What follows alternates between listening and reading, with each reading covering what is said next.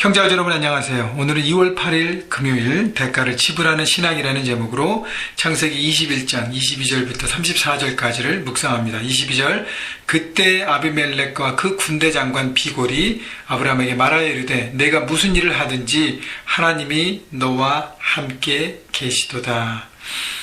자, 아브라함의 집안에 여종 하갈과 이스마엘을 이제 보내고 난 다음에 그때 아비멜렉과 군대장관 비골이 아브라함에게 찾아옵니다. 자, 아비멜렉은 우리 창세기 20장에 본 것처럼 그랄왕, 그 네게부 지방이, 그러니까 이스라엘 가나안의 그 땅에서 남쪽 지역에 있던 작은 민족의 왕이었는데 아비멜렉이 자신의 군대장관과 함께 아브라함을 찾아옵니다. 자, 그러면서 고백하기를 뭐라 그러죠? 내가 무슨 일을 하든지 하나님이 나와 함께 계시도다. 자, 아비멜렉의 어떤 위협을 받고 아브라함이 그 땅으로 이렇게 이주하며 살아가면서 사라를 누이라고 속이면서 그 위기를 극복하려고 했을 때 하나님을 의지하지 않고 자기 방법대로 했을 때 결국 실패합니다. 그렇지만 하나님께서 아비멜렉을 주관하시고 다스리시고 그리고 그가 죄를 범하지 못하도록 스탑하시고 그에게 하나님의 위엄과 다스림을 보여주셔서 아브라함이 또다시 레슨을 받고 다시 돌아옵니다. 자, 그리고 난 다음에도요, 하나님께서 아브라함을 어떻게 동행하시고 그가 자기 땅도 없이 남의 땅에 와서 그렇게 살아가지만 풍성하고 왕성하고 충만하고 이렇게 부흥케 되는 것을 보면서 하나님이 약속의 자녀와 함께 하시는 하나님의 함께 하심을 바라보고 고백하는 것입니다. 그래서 내가 무슨 일을 하든지 하나님 나와 함께 계시도다. 23절 그런즉 너는 나와 내 아들과 내 손자에게 거짓되이 행하지 아니하기를 이제 여기서 하나님을 가리켜 내게 맹세하라. 내가 내게 후대한 대로 너도 나와 내가 머무는 이 땅에 행할 것이니라. 자, 아비멜렉 생각하기에 아브라함이 어떻게 하든 하나님께서 그 아브라함과 함께 하실 것을 바라보았기 때문에 아브라함이 지난번에 거짓말을 해서 자기들의 궁지에 빠뜨렸잖아요. 그래서 똑같은 궁지에 빠질 위험을 미리 막고 아브라함이 더 강성해져서 자신의 나라의 위협적인 존재가 될 것임을 바라보았기 때문에 평화 동맹을 맺는 것입니다. 그래서 나와 내 아들과 내 손자가 자기뿐 아니라 자기 후대에게까지도 언약을 맺는 것이, 왜냐하면 아비멜렉은 멀리 본 것 같아요. 아브라함이 하나님과 함께 하시는 그 하나님의 사람으로 정말 강력한 하나님의 사람, 그 다음에 강력한 나라를 세울 것을 바라보았기 때문인 것입니다. 자, 이 말씀 우리에게 적용해 보면 이런 것 같아요. 우리가 세상의 현장에서 비록 실수하고 넘어지지만 우리가 정직하게 하나님의 뜻을 붙들려고 하고 죄를 고백하고 사람들에게 대가를 고백하고 열심히 하나님의 뜻 가운데 살아갈 때 하나님의 능력과 하나님의 다스림 우리 가운데 임하여서요 우리의 영향력이 점점 커가는 것입니다. 그래서 세상 사람들이, 삶의 현장에서 세상 사람들이 하나님의 사람으로서의 나의 어떤 영향력과 나의 어떤 그 위치를 인정하는 것이죠. 그래서 친근해지려고 하고 그 하나님을 고백하고 하나님을 알고 싶어하고 하나님을 배우고 싶어하고 내가 믿는 하나님을 믿고 싶어하는 정말 효과적인 전도와 가장 확실한 증거의 삶을 살 수 있다는 것입니다. 여러분, 이방의 왕이 아브라함 한 개인이에요.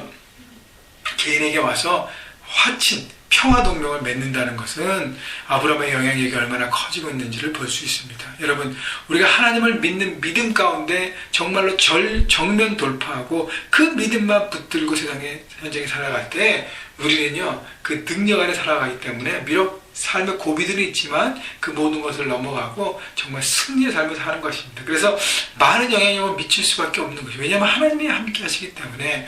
그래서 세상을 주도하고 세상에 영향력을 주는 하나님의 사람, 그리스도의 계절을 이루어가는 삶이 된다는 것입니다. 24절 아브라함이 이르되 내가 맹세하리라 하고 아비멜렉의 종들이 아브라함의 우물을 빼앗은 일에 관하여 아브라함이 아비멜렉을 책망하며 26절 아비멜렉이 이르되 누가 그리하였는지 내가 알지 못하노라.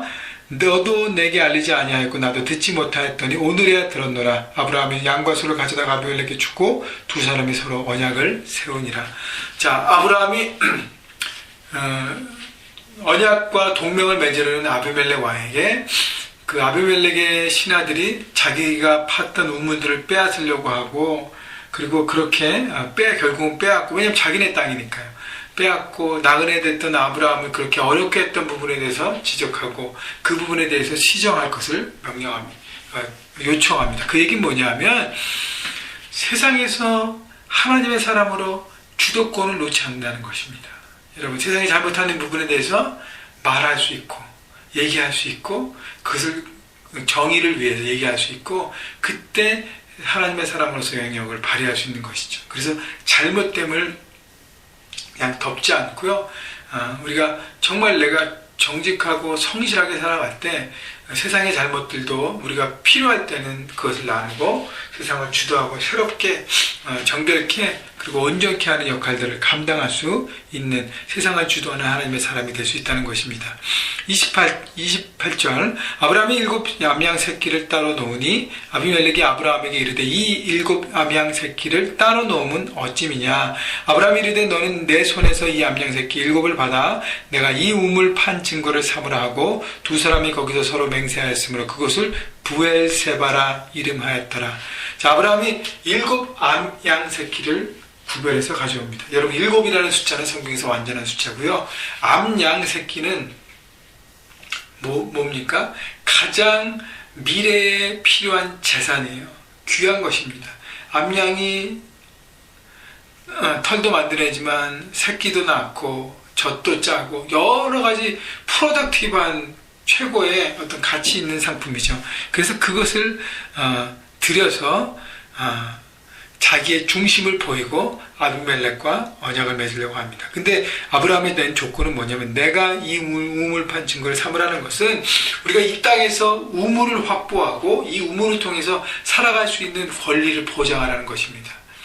그래서 아비멜렉이 그것을 허락합니다. 여러분, 우물 중심으로 사람들이 거주하게 돼 있어요. 이 유목민들은. 그래서 우물이 없이는, 물이 없이는, 물은 생명이기 때문에 물이 없이는 살아갈 수 없잖아요. 그래서 우물을 자꾸 뺏기니까 우물을 파고 새로운 것에서 우물을 확보하고 그러나 땅주인이 와서 나가라면 또 나가게 되고 그런 아브라함의 나그네 같은 어려운 삶을 하나님께서는 이 아비멜렉과의 관계를 통해서 새롭게 하시고요. 땅을 언약으로 주시겠다는 약속을 이렇게 보여주시는 것이에요.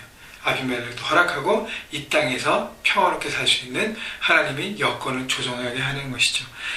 자, 땅의 약속을 보여주시는 하나님의 지키심과 하나님의 다스리심과 하나님의 보호하심을 볼 수 있습니다. 여러분, 이민자로 이 땅을 살아가면서 많은 두려움과 많은 어려움과 많은 불확실한 곳에서 살아가지만 우리가 하나님을 믿는 믿음 가운데 살 때 우리가 그 하나님의 약속이 우리 안에 있기 때문에 그것을 안정감을 가지고 믿음으로 기쁘게 살아갈 수 있는 것입니다. 하나님 지키시기 때문에, 하나님 보호하시기 때문에, 하나님은 구치 우리의 삶을 공급하시고 인도하시기 때문인 것입니다. 32절 그들이 부엘세바에서 언약을 세우며 아비멜렉과 그 군대 장관 비골은 떠나 블레셋 사람의 땅으로 돌아갔고 이제 자기 땅으로 그들은 돌아갔고요. 33절 아브라함은 부엘세바에서 에셀나무를 심고 거기서 영원하신 여호와의 이름을 불렀으며 그가 블레셋 사람의 땅에서 여러 날을 지냈더라. 자, 에셀나무를 심고 영원하신 하나님의 이름을 불렀다는 것은 하나님을 예배했다는데 어떤 하나님을 바라봤어요? 영원하신 하나님. 하나님께서 이 우물 생명을 통해서 우리를 지키시고 우리의 삶은 지금뿐 아니라 미래까지. 왜냐하면 아비멜렉이 와서 너는 내 아들과 손자 후대까지도 언약하라고 언약을 요청했기 때문에 아브라함은 이게 내 삶뿐 아니라 내 후대까지도 하나님께서 지키시는구나를 계속적으로 믿고 바라보게 되는 것이죠. 그래서 지금 내가 살아있는 눈에 보이는 어떤 육신적인 한계를 뛰어넘는 영원하신 하나님, 후세와 다음 세대와 역사하실 하나님의 놀라운 그 멀리를 바라보고 하나님의 기품을 바라보게 되는 것입니다. 여러분, 그래서 아브라함의 하나님을 아는 지식이 더 깊어지고요. 하나님과의 교제가 더 넓어지고요. 하나님의 구체적으로 알아가면서 결국 하나님의 영원하심을 깨닫기 시작한 것입니다. 그래서 에셀나무를 심고 하나님을 고백한 것입니다. 그래서 그의 삶이 현실을 뛰어넘는 하나님의 사람으로 살아가는 것입니다. 여러분, 하나님 우리 지키심을 오늘도 여러분 바라보시고요. 영원하신 하나님을 바라보면서 여러분 현실에 너무너무 어려운 부분이 있을지라도 그것을 돌파하시고 그것을 뛰어넘는 하나님이 여러분과 함께 하심을 바라보고 오늘도 믿음으로 그 모든 것들을 생각하고 우리 마음에 에셀나무를 심으면서 영원하신 하나님과 동행하시는 여러분 모두가 되시기를 주님의 이름으로 축원합니다.